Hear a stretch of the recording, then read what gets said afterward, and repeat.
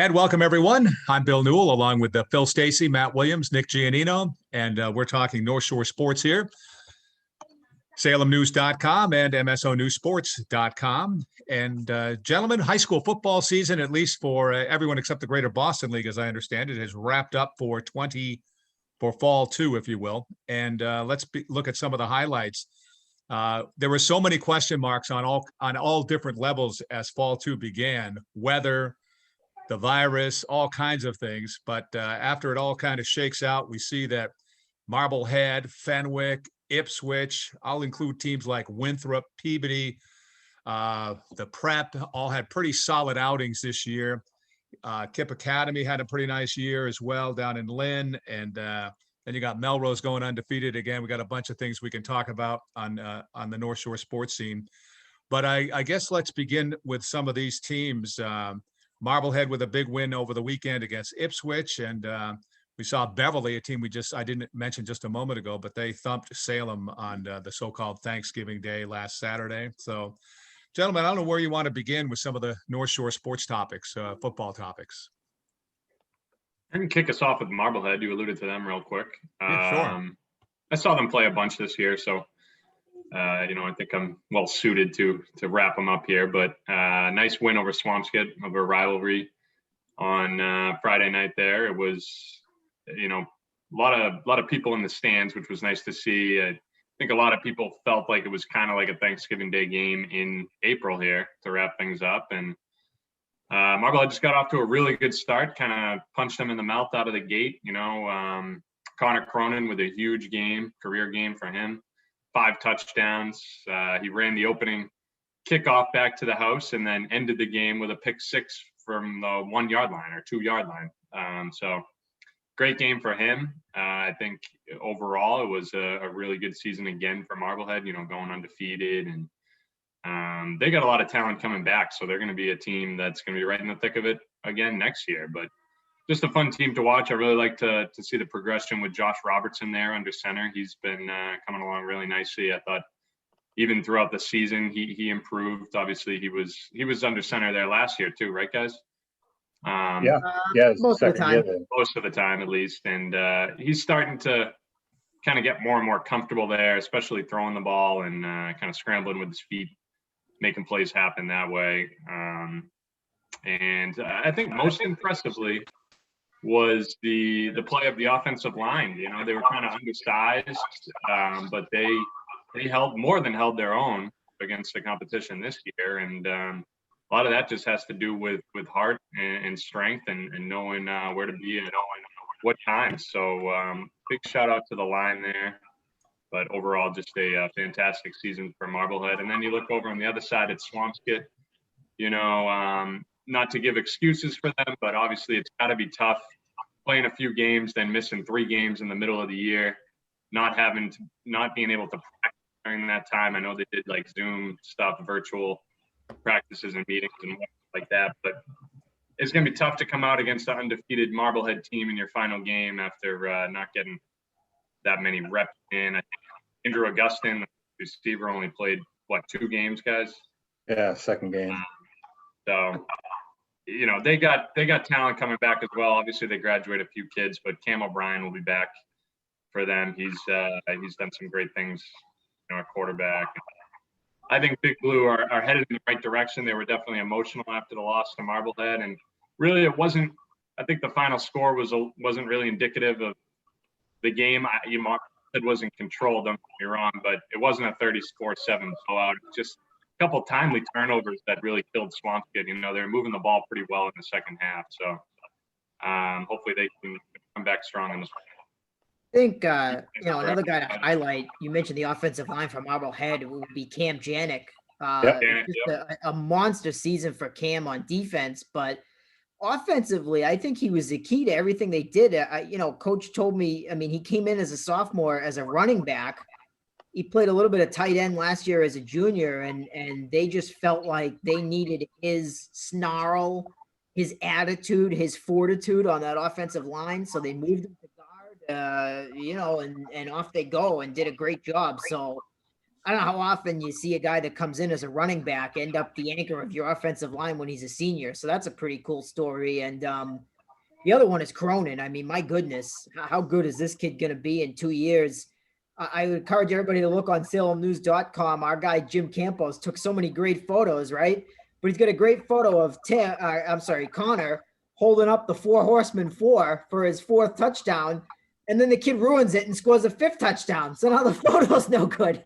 We got to like Photoshop in his thumb or something, you know? Yeah, he's just one of those kids that's going to do whatever it takes to help the team. Rudloff had a great quote after, Miles Smith, one of their corners, got hurt early in the game, and Connor immediately came up to him and was like, I can go play corner, like, put me out there. And obviously Rudloff didn't, but he said after the game, like, he'd be more than capable of filling that role. So, just a super athletic kid. Kelly really loved football. And he's only a sophomore. So, I mean, he's got a bright future. He's about my size. When I was interviewing him after, I was eye level with him. He looks like a Division I player. I mean, yeah, Boston College, give him a ring. You know what I mean? That's what he looks like. No pressure or anything, but and Nick, you're a Division I looking player too yourself. I mean, don't kid yourself here. But for Connor though, here's the deal: 20 years from now, that game will have been played on Thanksgiving Day in front of a full house, in Swampscott. On the road for him, but obviously a great individual performances. Phil, you alluded to right at the beginning, I guess. Yeah. Well, I think one of the things you have to remember about Marblehead is they gave up 7 first-half points all season, and yeah, we've been over this 1,000 times. They only played 7 games. Well, you know what? 7 points allowed in 7 games in the first half. That's pretty good. There's no subs in the first half of any of those games. They only Phil, that's about 1 point every game. My math is pretty close. I'm not sure if that's accurate though. I've yet to go to a high school football game in 31 years where they've only kicked extra points and not field goals. So I believe that's 1 touchdown all season they gave up in the first half. And a lot of it is due to, Nick, you mentioned some of those guys up front. Cam Yannick, JT Monahan, Gresh Bosworth, Tommy Groom.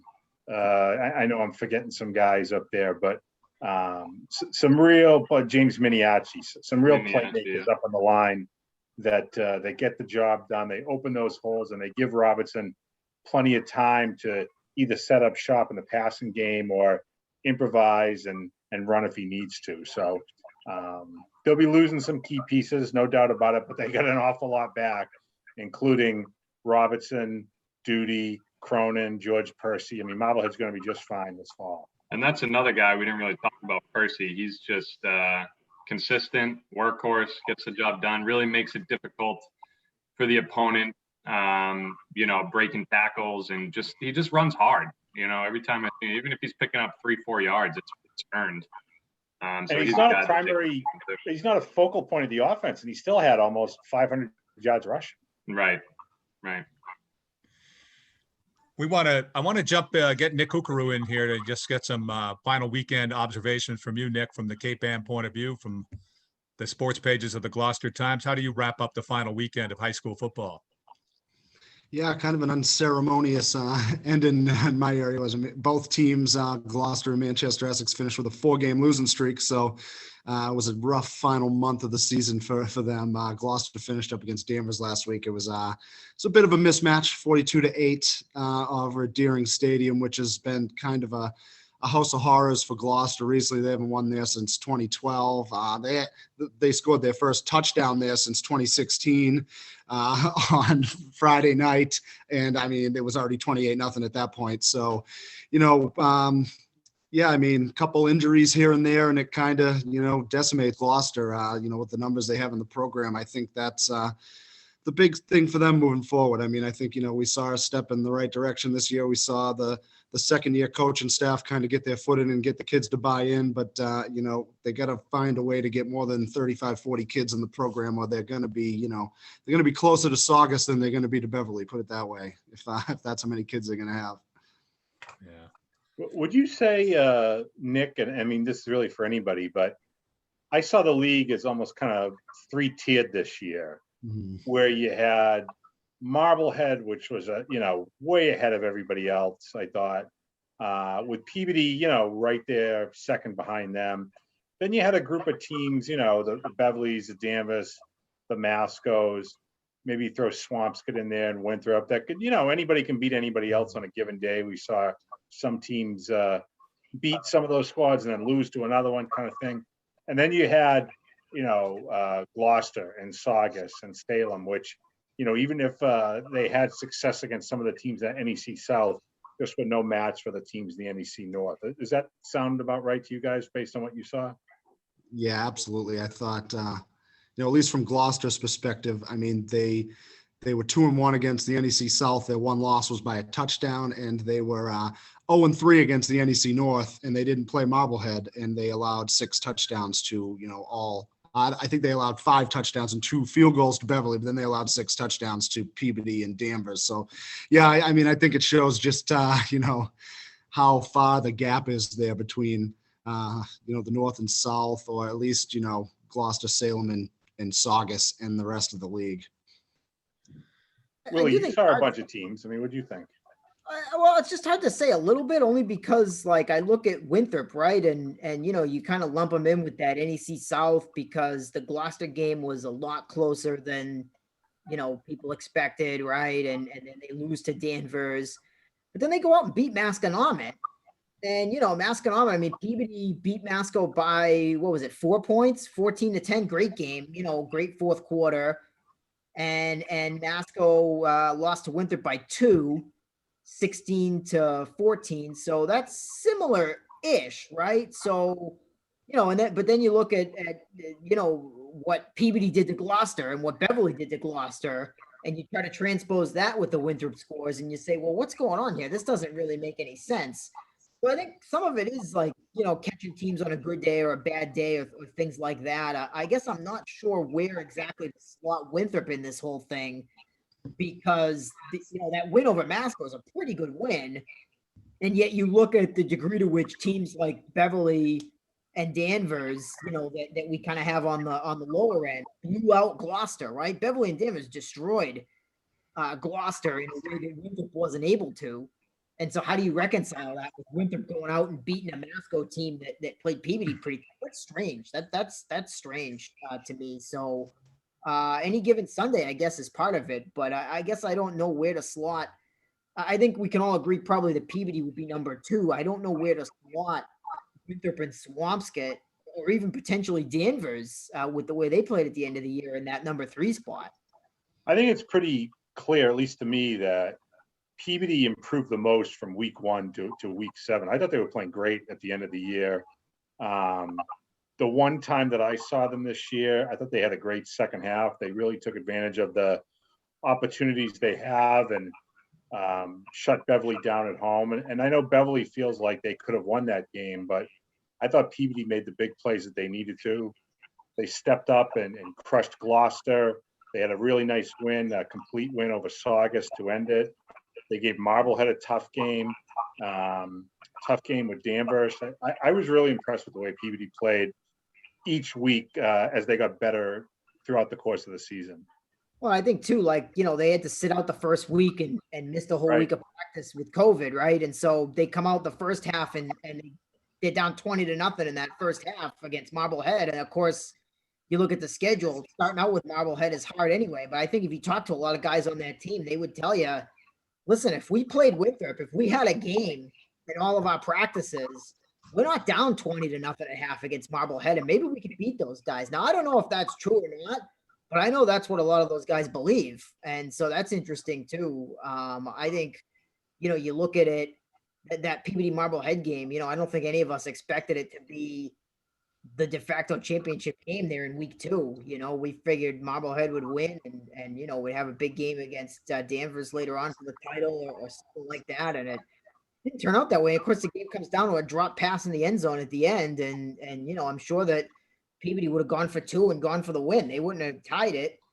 At the same time, I think that was the game Eli Feingold had his close contact scare. And so Marblehead skewed a couple of field goal opportunities that could have put that game out of reach, right? So, and there were groans from the parents in the stands. Why are we going for it? Why don't we kick a field goal? And so, then all of a sudden, if Marblehead kicks 2 field goals, it's 26-13, and so it's a whole different game. But you can go back and find those things with any season, I guess. Yeah, I think Peabody really made it, had a great year. I mean, a lot of improvement from last year to this year with winning the games that they really kind of had to win, most of them, I guess, right? I mean, that's what, as you were mentioning. When we look at the quarterbacks too, I mean, just look at next year in this league. Josh Robertson's coming back from Marblehead. Shea Lynch is coming back for Peabody. Masco's got Matt Richardson coming back. He looks pretty good, if he can get some weapons and a little bit more experience. So, I mean, that's 3 potential top flight quarterbacks right there. Cam O'Brien and Swampscott. Yeah, Cam O'Brien and Swampscott's right there too. And even throw in Corey Grimes from Salem. I think for a freshman, he had a really good season. Played with poise, not a lot of weapons to work with, but most of that team is coming back. They only graduate 4 seniors, 3 of whom played. And I'm not saying they're going to light the world on fire this fall, but I think you're going to see a much improved Salem team. And Grimes is only going to grow from the experience he got this spring. I think he has a bright future. We could have a lot of school record passing falling in the fall. A lot of 1,000-yard passes, I think, in this league. Yeah, I mean, even go outside the conference. Throw in a Jack Perry for St. John's Prep. He looks like he's won that job for the Eagles, and he played very, very well. He attempted 47 passes last week against BC High. 276 yards. He's going to have both of his top receivers back in Jackson Delaney and Jesse O'Fury, plus another one, a third guy who stepped up late in the season, is Stefan Patrick. You're going to have Stephen Woods at Bishop Fenwick, who has seen time at quarterback, hasn't been the primary guy, but he's going to step in. That's going to be a seamless transition for him, for Fenwick. We know they're going to lose a lot of weapons, but they got an awful lot of kids champing at the bit to get their shot this fall. So Stephen will be leading that group. I mean, I agree with you, Willie. I think we're going to see a lot of prolific offenses led by talented quarterbacks this fall. And LeBron over at Essex Tech, too. I mean, he threw for 960 yards this year, and he ran for 12 touchdowns or whatever it was. So that's another guy that could have a big offensive season. I want to jump to Ipswich in just a second, but I just wanted to put a cap on the NEC and Winthrop. John Landrigan, their coach there, young guy, took over the program. I kind of liken him to the old, a new generation of the former Winthrop coaches like Bob DeFelice, Tony Fusillo, Sean Driscoll, kind of no nonsense, but really good guys that seem to know what they're doing, and just respect the game.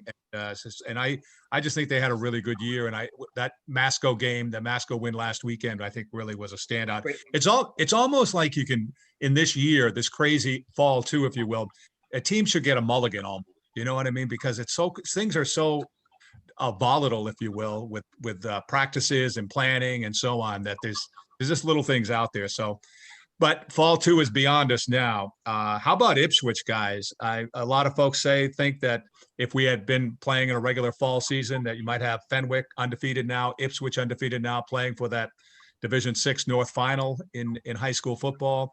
So we mentioned Fenwick just a moment ago, but Ipswich, and we also have some news out of Ipswich where Coach Kevin Facet has announced that he's stepping down as head coach after this year. So effective now.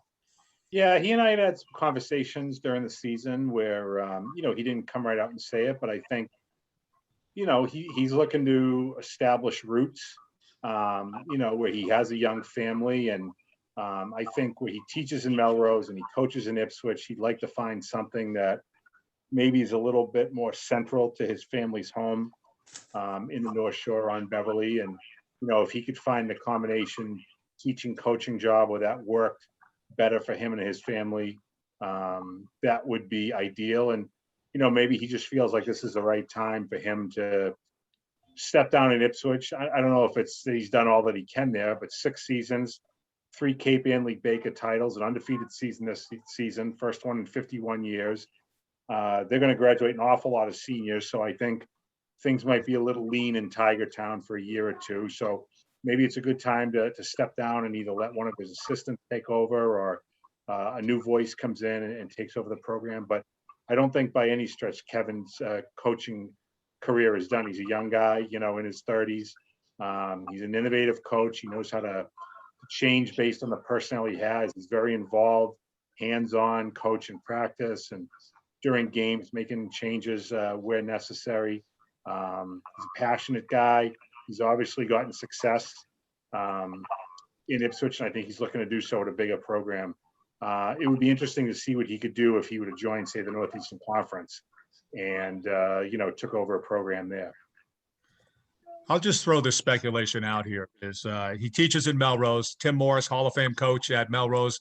They had an undefeated year this year. He's a terrific coach. I doubt if he's going to move on now, but I think they like him in Melrose. I mean, there's a guy that could possibly swing over, although I would have to think Melrose must have a lot of very qualified assistant coaches if, in fact, Tim Morris were to think of ever stepping down. But he's doing such a great job now. I doubt if he will. But we just throw this speculation out. Who knows? But whatever. My thought would be, yeah, you're right. I think there'd be a lot of strong candidates for that Melrose job, given the history of the program and be a very attractive job. Yeah. Yes. And a lot of people in town have ties to the program that are still around. Reading through the tea leaves, my guess would be that maybe he is thinking more, when he leaves school, whether that's at Melrose or he can get a coaching/teaching job at a new venue, if that's possible out there.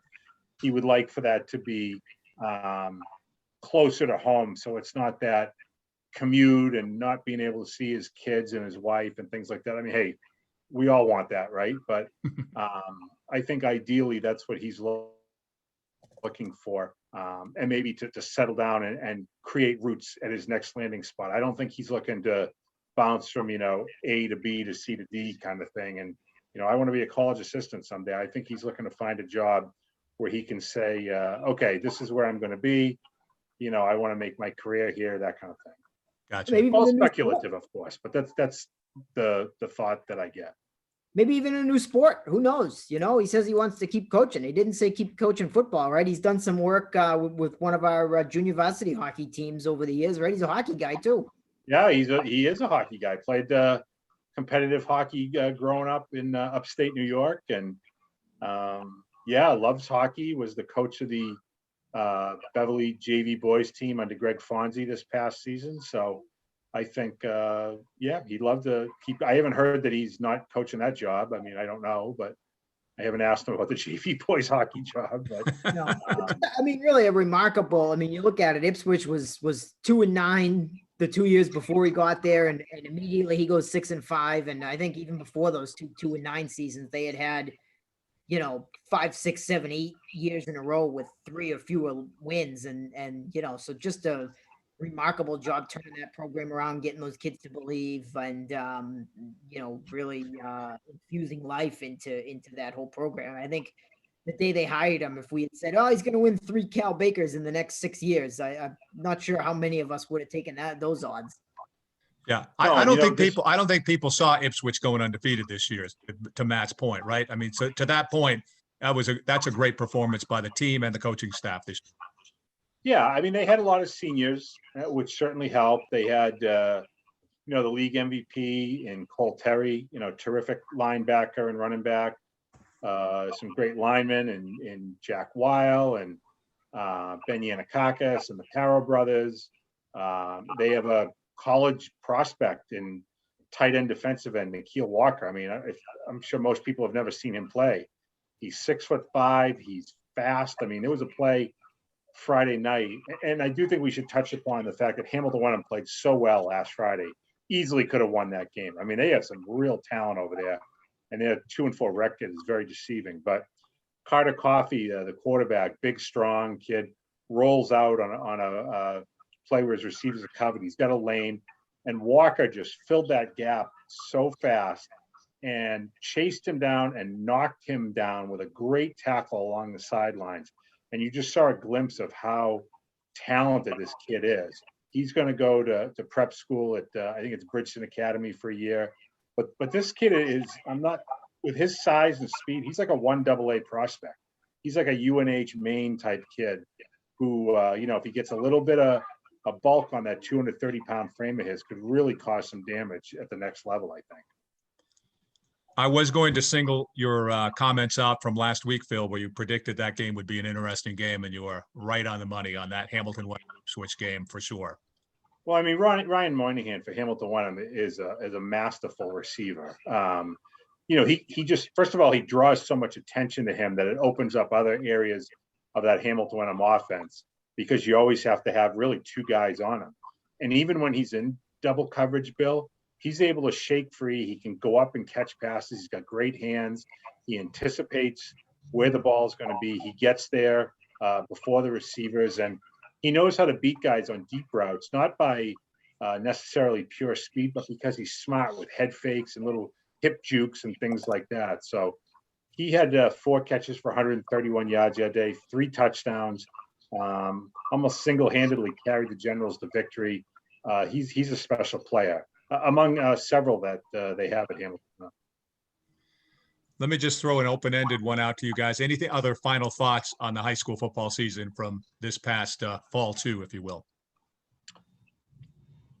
I thought it was good for Beverly to end the way that they did. Resounding win over Salem. Certainly not the season that Beverly wanted to have, but as Andrew Morency, the head coach, mentioned to me after the game, with the exception of opening day in Marblehead, they were in every game they played. They lost in overtime to Danvers. They lost to Peabody by a touchdown. They fought and did whatever they could to stay in these games. They lost to Swampscott by a couple. So I think they all everything kind of came together on that last day. They didn't get the winning record they wanted, obviously, but it was a pretty resounding win. And as I said, for Salem, I do think better days are ahead for them. It's been a rough stretch, as we all know, for Salem. But, they've shown that when they have the players, as they did 4 years ago with Vinny Gaskins and that group, they can have success. They had a 7-win season not that long ago. And I think if this young core stays in school and they can develop together, there are going to be good times ahead for the Witches. I think just quickly too, we should really give a lot of credit to Bishop Fenwick. I mean, that was one of the most dominant seasons, points for, points against wise. And Willie, I think you have the final numbers there, but I was looking at those final scores, and they weren't even tested all year. I mean, Fenwick rolled that competition, and then they brought in a Cape Ann League team in Pentucket and dismantled them as well in the final game. So really dominant season for Fenwick. You don't see that too often. I mean, like I said, they didn't have any close games. Yeah, nice job by them. I think too, I won the picks. Hey, I won the picks. Did you win? I sympathize with all you undefeated teams that say, this stinks. We went undefeated when there's no Super Bowl. Well, I won the picks when there was no, nobody really paying attention or cared. So that, we can be brothers in arms as far as that goes. But no, I'm just glad that we got a season in. I mean, I think obviously it was a no-brainer. A couple teams lost a game or two here or there, but I haven't heard any reports of anybody getting sick, anybody, having viral issues from the game. So I'm just glad that these kids that put in so much were able to have their seasons, and hopefully we can have a regular season in the fall. We all know that's the plan, and I don't know how you guys felt. I mean, the 5 o'clock starts weren't bad. I would say I would not necessarily be opposed to continuing to play at 5 or 6 instead of 7. Getting home before the Crows isn't the worst thing in the world. I don't know. I love that. Absolutely. Yeah, I'm all for it. Hey, you know what? Only 4 months till we start practices again. So let's go. In all perspective, when you think about where we were in September of 2020 and to what just concluded, I give these athletic directors, coaches, players, families a lot of credit for getting this done, for making it happen. So there you go. Yeah, I think it probably was easier for the ADs to be able to do this now. Because it was the only thing they had to focus on, right? Except for volleyball and a track meet once a week. I mean, if they tried to do everything in the fall, right? I guess those guys' heads would have been spinning. It would have been an awful lot to try to start all at once, right? So I guess from a management standpoint, having having football be the only thing going on really besides volleyball was pretty interesting. It was pretty interesting because normally, you got your attention diverted a little bit by soccer and cross country and things of that nature. Guys, let's say we have 60 seconds left. Doesn't have to be football. Anybody want to put a final touch on what we've been talking about this week? Well, how about we look ahead and we're going to have spring sports for the first time in 675 days or whatever, starting today. I mean, okay. Really looking forward to seeing some lacrosse, softball, baseball, tennis. Really happy for those athletes that they'll be able to get back out there and showcase their stuff this spring and into summer. So looking forward to that.